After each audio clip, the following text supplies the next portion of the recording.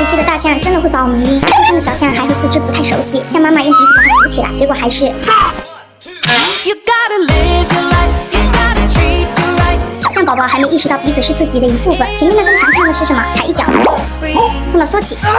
不会用鼻子喝水，选择直接趴下喝。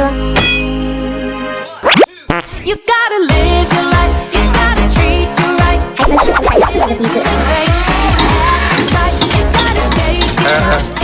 即使是四驱依旧不稳，站着睡觉，突然就摔个四脚朝天。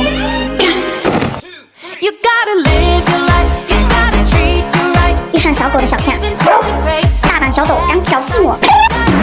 完了完了，今晚这个世界将有一只小象睡不着觉喽！